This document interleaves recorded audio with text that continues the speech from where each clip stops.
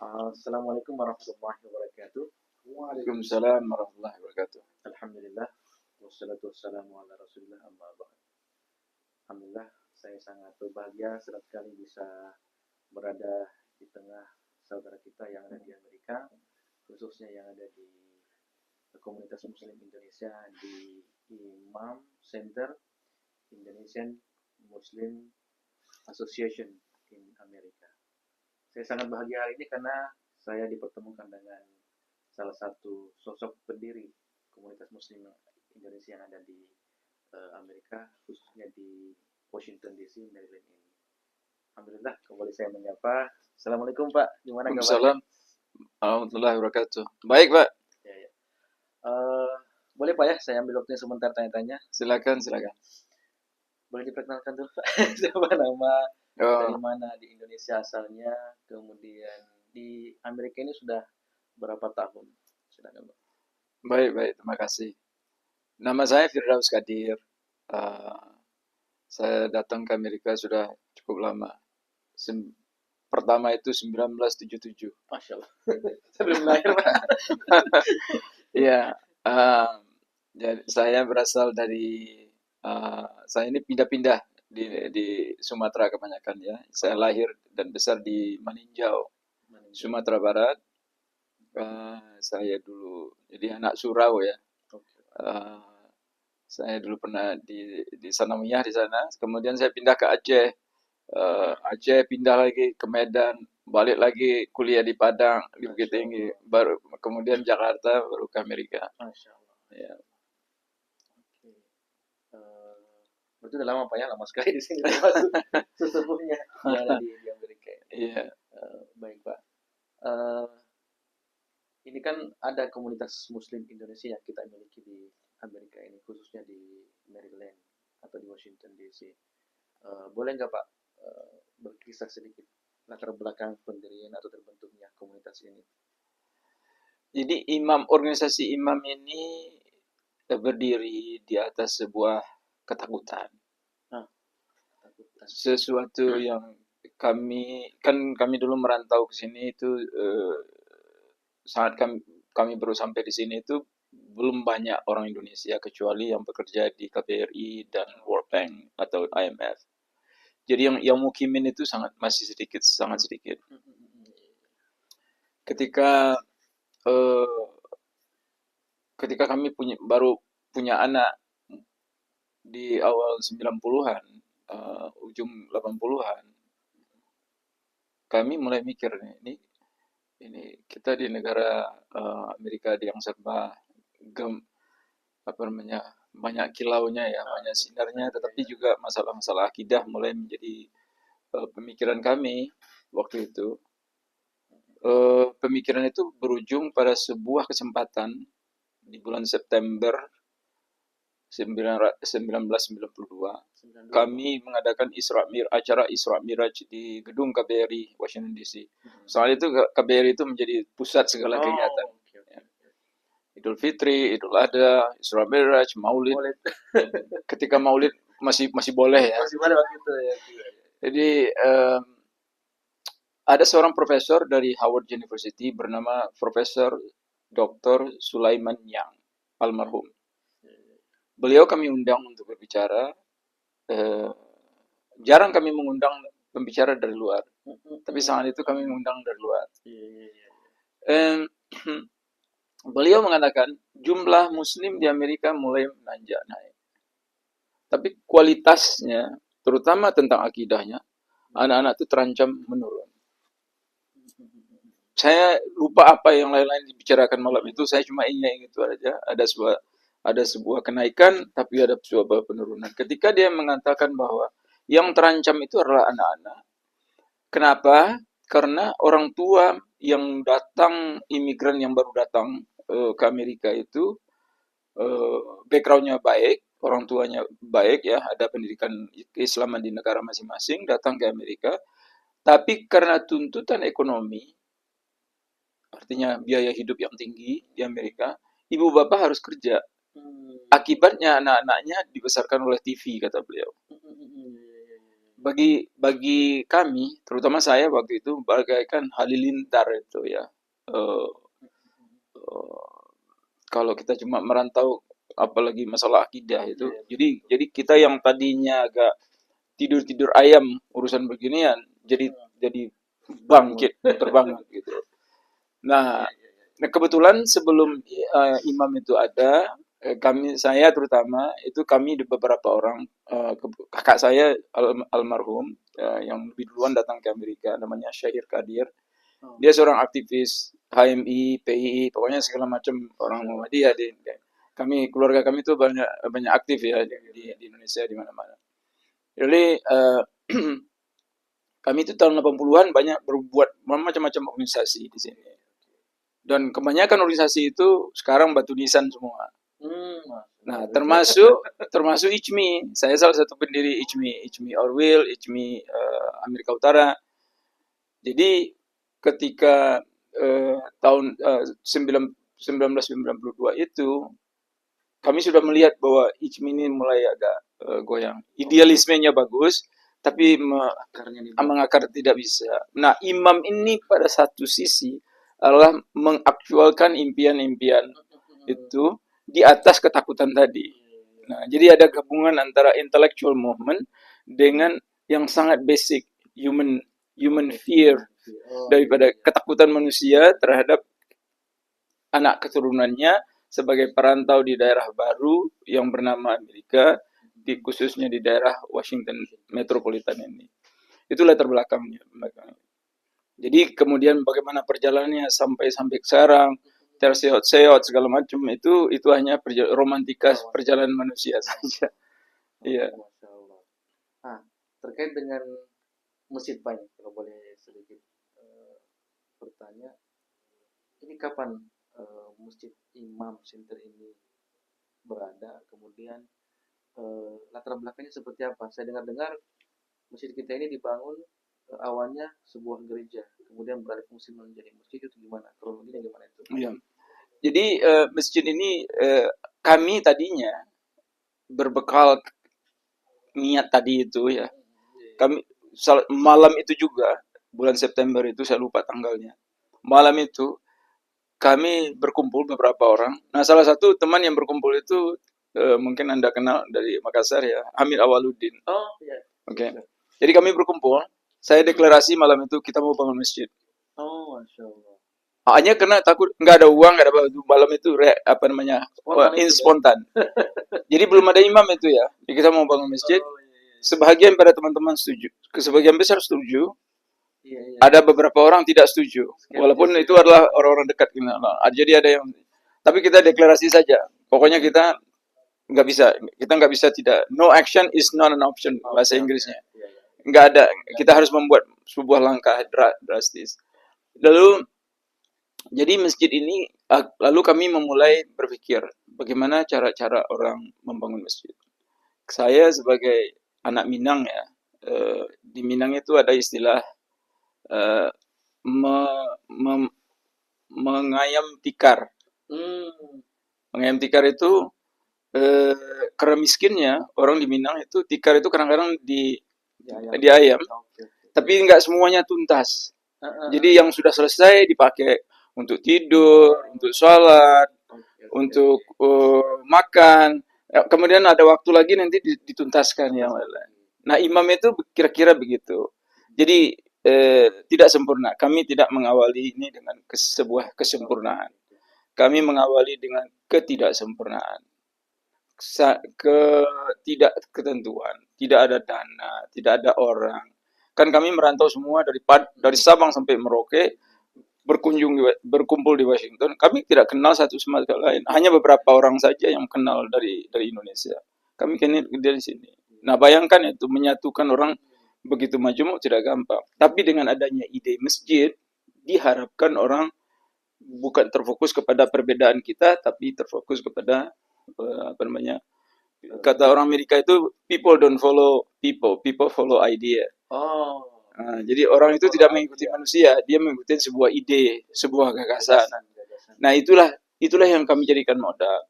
Nah, modal masjid ini lalu karena masjid kemudian teman-teman mengatakan, wah kita perlu madrasah. Nah, ini sesuai dengan niat kita kepada anak-anak tadi.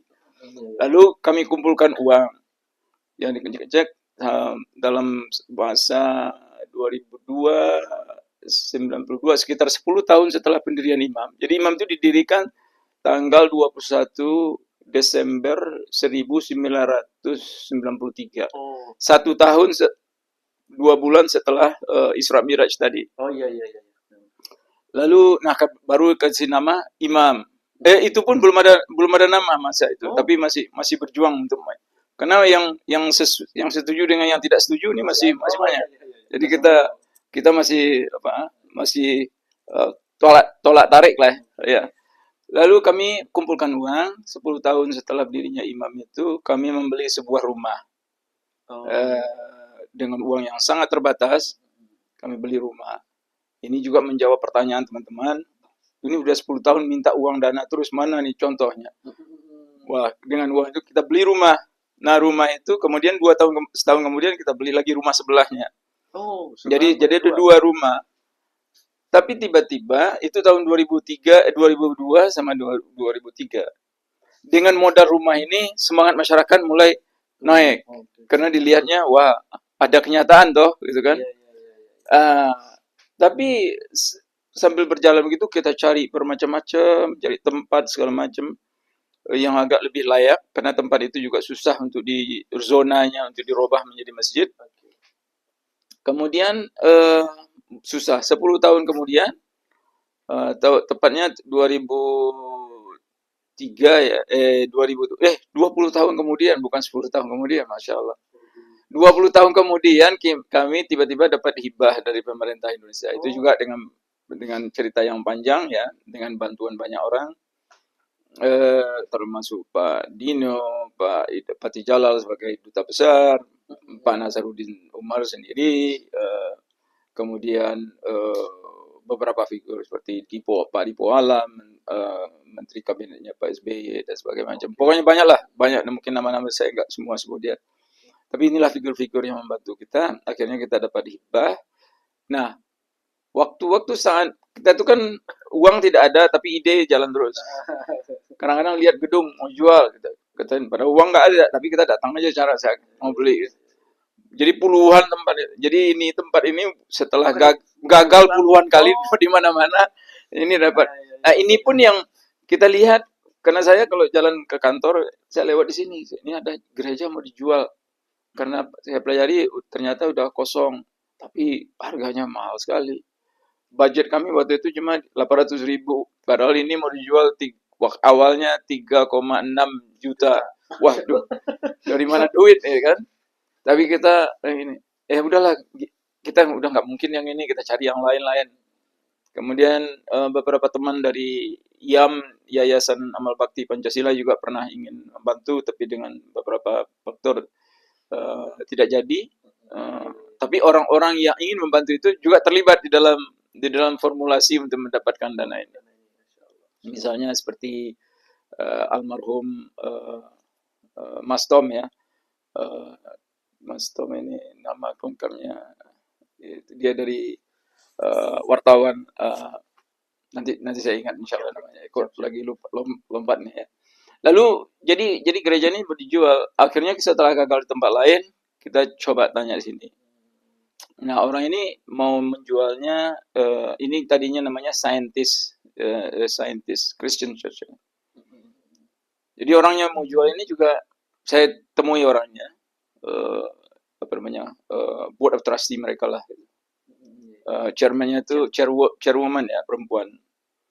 Mereka terlihat agak ragu menjual, karena kami jujur ya mengatakan kami adalah Muslim dan dia juga sudah tahu. Tapi saya yakinkan bahwa kalau kamu jual kepada kami, bisa saja di daerah sini kan bisa aja nih nanti kalau dibeli oleh orang pembisnis ini bisa jadi komersial nanti. Ya, tapi kalau kamu jual kepada kami, saya yakinkan bahwa kami ini akan tetap menjadi rumah ibadah, house of worship. Matanya agak terbuka mendengar itu. Pada pertemuan berikutnya saya undang bulan puasa, saya undang Bapak Dubes eh,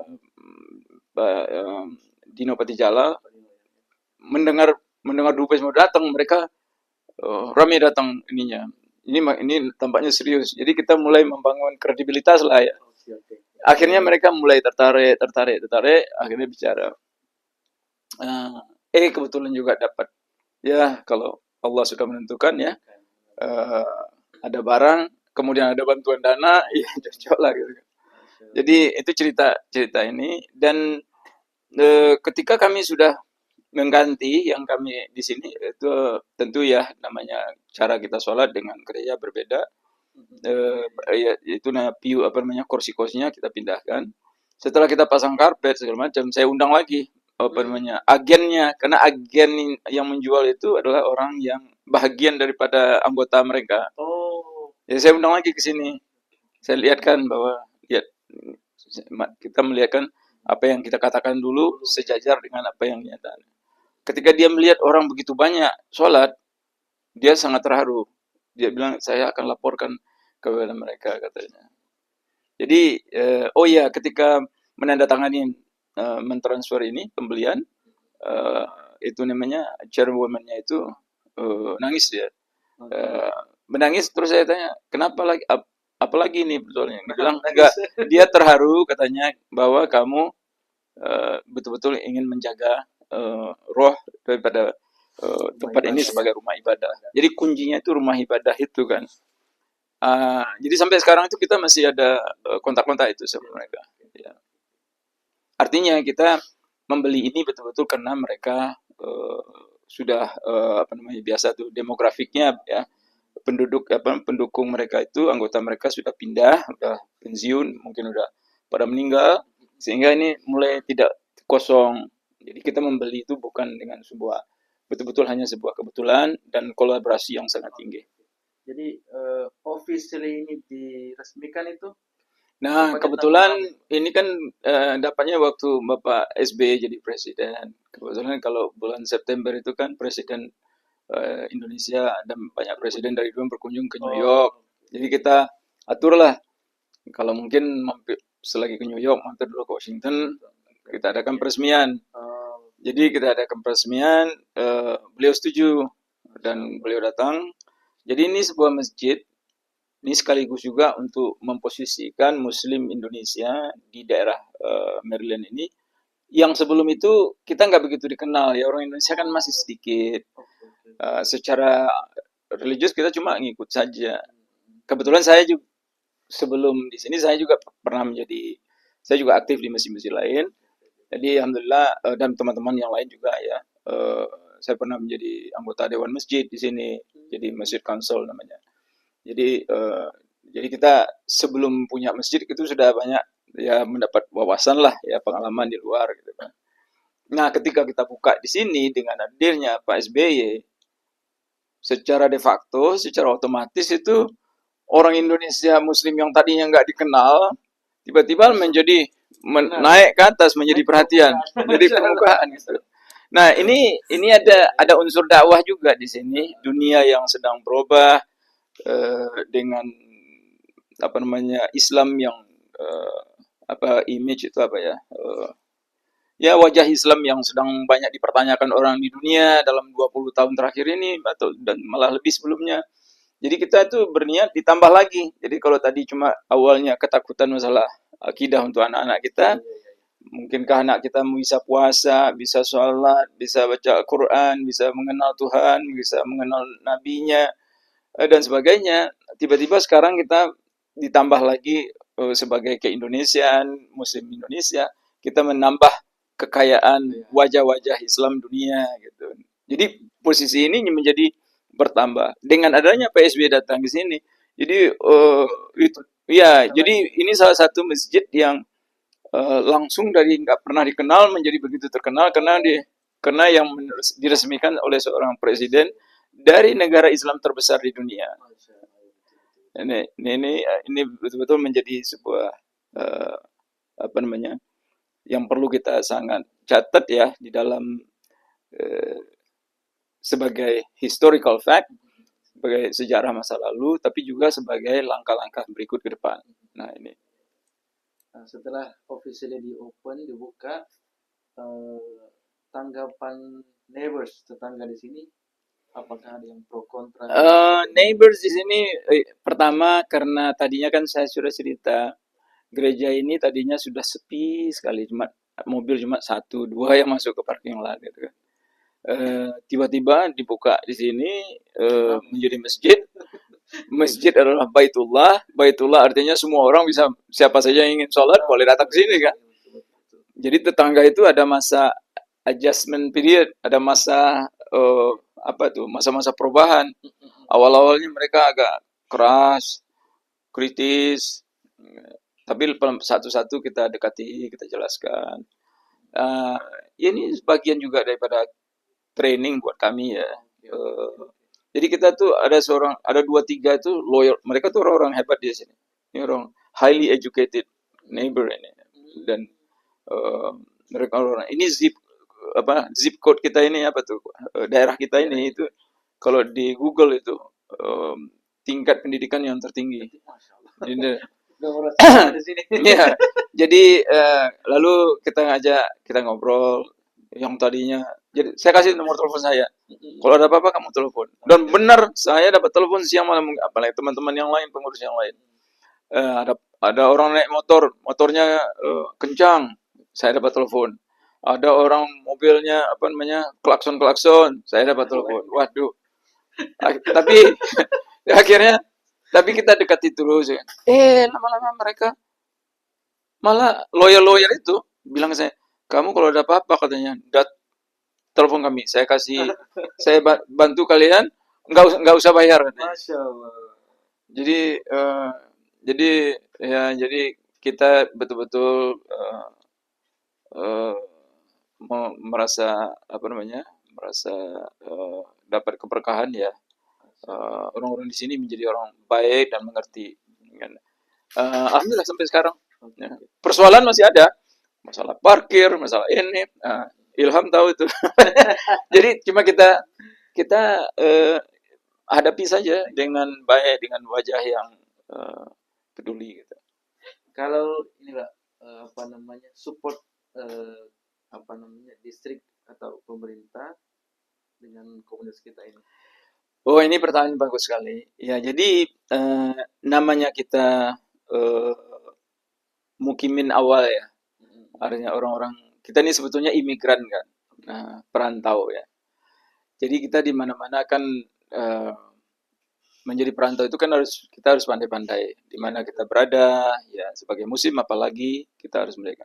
Jadi masjid ini beda dengan masjid-masjid lainnya, Pak. Masjid Imam Center ini kami sering mengadakan misalnya interfaith, dialog antar agama. Kami adalah bagian daripada Imam Rabbi Summit namanya. Jadi imam para ustadz dan rabi. Dan ini yang lagi-lagi ini karena daerahnya Washington ini kan memang kayaknya adem-adem, tapi sebetulnya banyak sekali kegiatan dan banyak di belakang layar itu kan. Jadi kami undang banyak foto-fotonya di sini. Kami mengundang beberapa sering mengadakan itu. Jadi yang Muslim Indonesia yang tadinya ini baru mulai, masih belajar, masih gamang, tiba-tiba harus berhadapan dengan segala macam karena address kita di Washington ini, jadi harus serba bisa, nggak bisa pas-pasan gitu. Ya kita bisa pas-pasan, tapi gerakan kita nggak bisa karena kita harus berhadapan dengan orang. Maka kita di Ingan County itu sangat dekat. Saya dengan teman-teman di Board of Trustee Imam tuh ngopi-ngopi sama mereka tuh, texting hampir setiap minggu itu ada saja dengan mereka. Misalnya terakhir ya, bulan November itu ada Thanksgiving di Amerika, hari berterima kasih. Itu anak-anak di sini, anak-anak muda kita arahkan, ini udah 20 tahun, 3 tahun yang lalu kita mulai ya, membuat makanan dibagikan kepada orang-orang miskin di sekitar gitu. Nah, itu yang datang melihat itu mayornya Montgomery County, itu namanya eksekutif jadi mayornya datang sini sama timnya. Dia suka sering ke sini. Kalau ada acara kita undang. Dia suka sakit sate Indonesia. Jadi, tapi saya tanya, yang kali ini saya tanya, karena November yang lalu dia ingin lihat, dia datang jam asar, saya mau lihat sholat, katanya. Padahal dia udah sering sini. Terus saya bilang, oke, namanya Mark Ehrlich. Saya bercanda sama dia, Mark, why are you, kamu mau ikut sholat sekalian? Enggak, saya kepingin lihat aja, saya sering kesini tapi saya nggak pernah lihat. Oke, kamu lihat ke sana. Jadi dengan timnya mereka, kita sediakan kursi, kami sholat asar, dia dengar. Oke, dia nggak banyak bicara tapi ya begitu. Jadi dia ingin melihat apa namanya, apa kegiatan kita secara sosial, dan mereka ingin membantu. Kalau hari pemilihan umum, pemilihan lokal, ini tempat ini menjadi tempat TPS-nya, ya, ya. Ya kita harus pandai-pandai ya, terutama Muslim Indonesia itu kan belum dikenal. Kalau Muslim yang dikenal orang itu kan lebih banyak daripada Jazirah Arab. Orang tidak tahu kalau Muslim terbesar itu ada di Indonesia, dan orang Indonesia itu belum terlihat di kancah internasional. Mungkin ada sedikit-sedikit selenting sana, selenting sini, tapi yang belum keluar. Jadi Imam Center ini tiba-tiba harus menjadi serba bisa. Harus, yang dan tadinya belum ada tiba-tiba muncul ke permukaan di atas lagi. langsung. Nah ini menuntut kapasitas building orang-orang pejuangnya gitu kan, harus serba bisa. Tapi sampai hari ini itu positif, Pak, positif sekali. Ini nanti saya cerita sedikit tentang masa depan ya. Kami karena rumah yang 2 tadi yang saya mau jadikan masjid tidak jadi. Oh, nggak jadi Pak dibeli itu? Itu kan belum jadi nggak jadi kita jual. Karena sekolah masih menyewa. Kita ada madrasah Pak di sana. Jadi kita mau sewa, kita mau bangun tempat baru yang ada sekolahnya di sana. Nah, baru dalam seminggu ini ada satu tempat yang kita targetkan. Tiba-tiba teman-teman dari county itu teks, dia kirim email, hey saya dengar kamu lagi ngincer ini. Saya bilang, tahu dari mana nih orang? Dia bilang, ini exciting, artinya wah ini senang, mereka senang mendengarnya gitu. Oh, kita lihat sama Presiden Imam, ya, kok mereka tahu ya dari mana tadi? Ya, jadi begitu Pak. Jadi kita itu bukan dipantau ya, tapi mendapat perhatian lah. Positif ya. Positif ya. Bukan diperhatikan. Walaupun mungkin ada kecemasan terkadang Mas, jangan sampai kita selalu merasa ya, tapi kan itu tergantung kitanya juga kan. Iya. Baik. Kan Bapak di sini sudah tahu persis bagaimana komunitas Indonesia, kemudian juga pernah bergabung di Dewan Masjid Pak ya. Sini. Kalau boleh tahu Pak, membandingkan kira-kira perbedaan komunitas Muslim Indonesia ini atau Masjid Imami dengan masjid-masjid yang lain yang menjadi ciri khas pembeda kita dengan masjid yang lain. Ini pertanyaan yang menarik, tapi jangan dari saya ya. Jadi kadang-kadang saya kan dapat undangan tuh keluar ya. Misalnya ada sebuah masjid baru bulan September yang tahun 2024 yang lalu, saya dapat undangan menghadiri sebuah anniversary 30 tahun sebuah sekolah di sini. Apa istilahnya kalau kita itu ulang tahun itu? Lupa saya. Saya datang ke sana dan yang hadir banyak orang-orang petinggi-petinggi di seluruh ini. Ya. Waktu mau sholat maghrib, ada orang datang ke saya. Assalamualaikum katanya. Waalaikumsalam. Saya bilang, Ayo kamu dari Imam Center? Ya. Oh, saya senang sekali Imam Center. Di sana kami merasa welcome, merasa dilayani, orangnya baik-baik, suka senyum. Pokoknya Imam Center itu my home katanya. Oke, habis sholat maghrib, datang lagi ada orang lain lagi. Oh, you from Imam Center? Ya. Oh, saya tuh sholat zuhur sama sholat asar di situ katanya. Dan saya merasa adem sekali di situ katanya. Dan sampai waktu dinner itu saya banyak sekali yang ngomong seperti itu. Ketika mulai bicara, kan ada pembicara. Ternyata orang yang pertama tadi yang bicara ke saya itu adalah dia pembicara unggul, ya, keynote speaker. karena dia seorang mayor Muslim. Ini baru satu nih orang mayor Muslim, namanya College Park di sini. Dan anaknya kebetulan sering ngasih khotbah di sini, jadi dia sangat familiar di sini. Jadi baru saya kenal namanya, tapi tidak kenal wajahnya. Pas dia bicara, oh jadi orang-orang tuh, ini kami di sini ada juga ibu-ibu ya yoga gitu kan. Yoga itu untuk exercise sebagai untuk pernafasan. Untuk ini kan biasalah orang pekerja Amerika ini kan kebanyakan pekerja ya, banyak duduk gitu kan. Perlu exercise. Tapi kan kami ada kan di sini. Kita awalilah dengan berdoa, dengan baca Al-Fatihah supaya jangan ada salah-salah pengertian ya. Yang hadir itu banyak. Nah sekarang nih mau hadir orang-orang yang mendengar, oh kamu ada yoga di sana. Orang yang non Muslim boleh hadir, boleh. Jadi kita itu membuka, jadi masjid plus. Jadi bukan hanya masjid tapi sayangnya tempat ini memang ya begini adanya, terbatas besarnya, terbesar parkingnya, sehingga kegiatan baru bisa. Nah insya Allah nanti Imam Center 2, kami manggilnya Imam Kampus, itu nanti lebih fokus kepada anak-anak. Nah tadi kan awalnya anak-anak, ya 30 tahun, anaknya itu hampir terlupa itu. Kita mementingkan kita dulu, maunya kita ini maksudnya yang orang tua nih.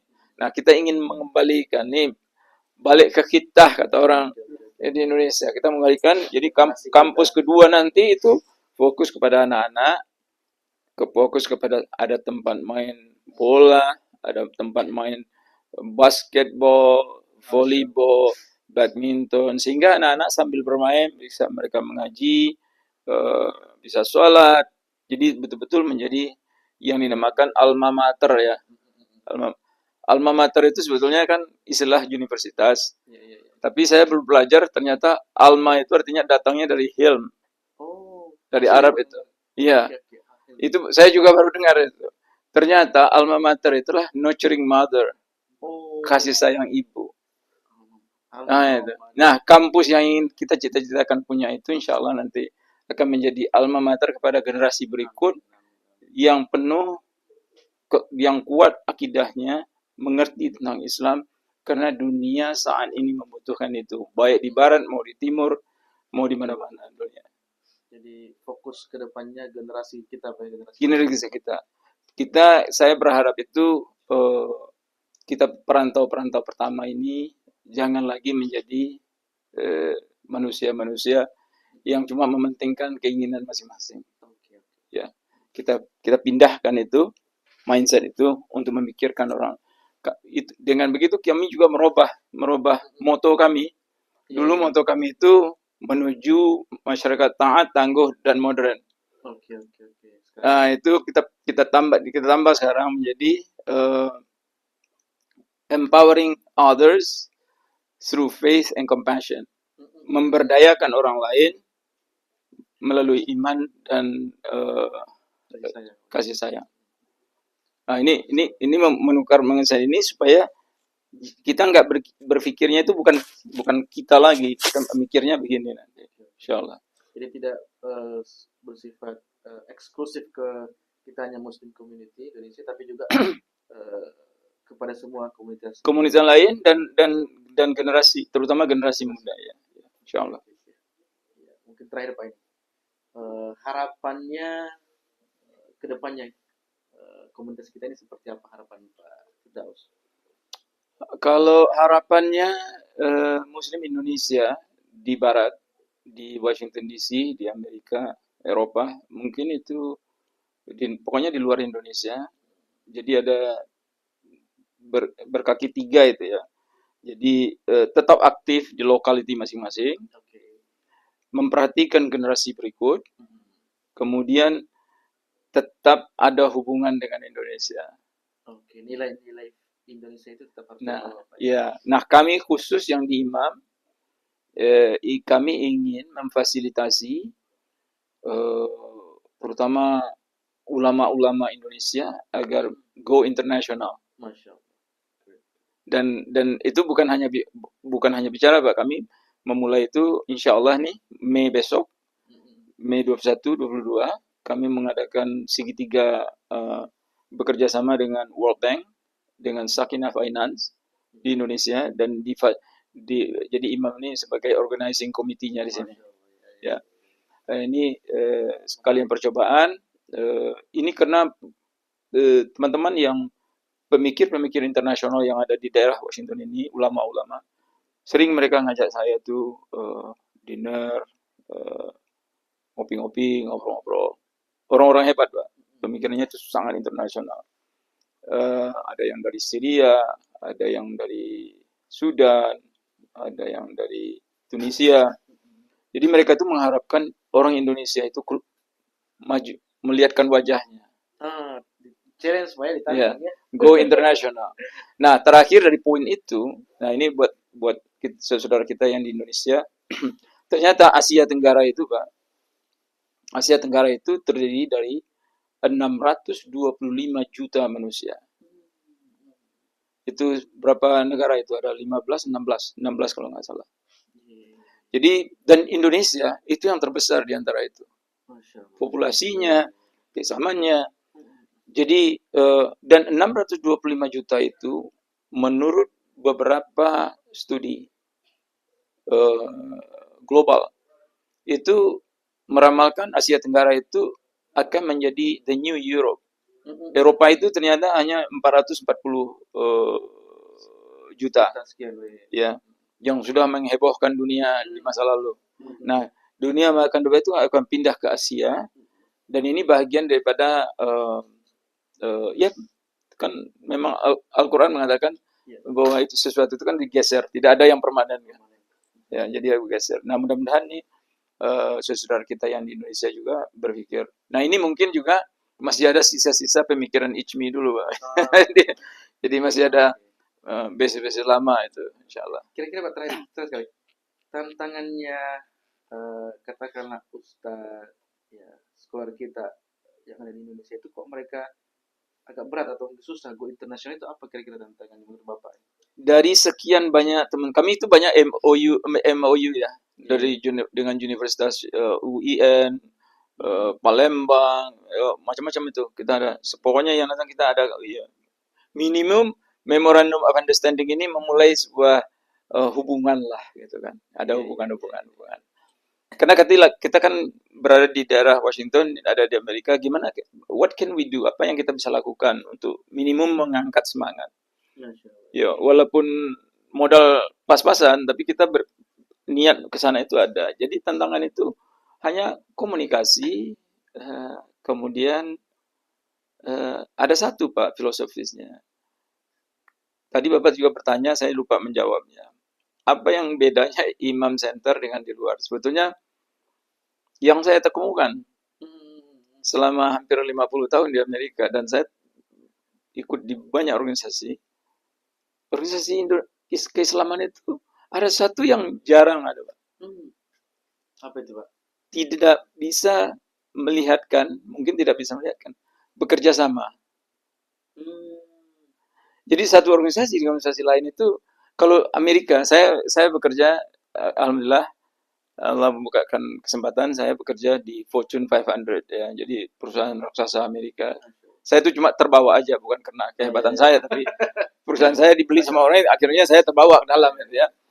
Jadi apa namanya, murafik ya. Jadi saya perhatikan masjid dengan masjid itu nggak bisa kerjasama. Organisasi Islam dengan organisasi Islam tidak bisa kerjasama. Padahal di luar sana, ini bukan bikin iPhone ini, Pak. Tahu berapa negara terlibat di dalam ini? Ini banyak. Jadi laptop lah ya, bukan ini ya, supaya lebih saintifik ya. Laptop itu 7 negara loh terlibat. Ada perakitnya Malaysia, ada Taiwan, ada China, ada Amerika, ada Hong Kong, ada merakit laptop itu. Nah, kita umat Islam itu bukan umat Islam kali ya, kita tuh gak bisa bekerja sama. Nah, saya bertanya, kalau kita sesama Muslim tidak bisa bekerja sama, bagaimana kita mau bekerja sama dengan orang lain ini? Ini suatu pertanyaan yang. Nah, kami di Imam ini memulai dengan siapa kita bisa bekerja sama. Itu jadi ini bekerja sama ini yang jadi ini yang ya karena pekerjaan kita tuh sudah berat ya, sudah besar ya. Kalau jadi kita kalau yang bisa itu cuma eh,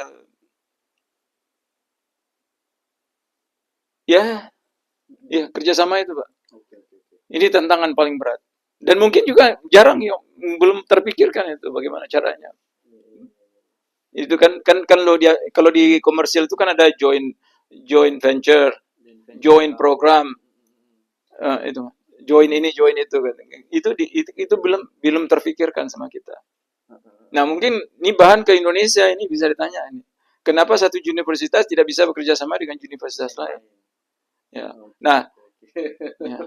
Betul, betul, betul. Saya tutup dengan statement ini, saya tutup ya. Seorang profesor dari eh, Islamic College di Cambridge di UK, beliau mengatakan kalau Anda berdiri di ibu kota Pakistan menghadap utara, sebelah kiri Anda ada Jazirah Arab, sebelah kanan ada yang dinamakan Asia Asia bawah sampai ke Indonesia. Jumlah universitas keislaman, universitas Islam itu lebih banyak daripada yang ke kanan daripada yang ke kiri. Tapi ini nggak diketahui. Di Indonesia ada 850.000 masjid. Di India yang penduduknya hampir sama itu cuma 400.000.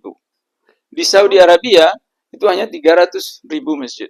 Di Indonesia ada mungkin 900.000 sampai sekarang. Ini kan suatu potensi yang bisa betul-betul bisa menjadi sebuah itu. Tapi kenapa?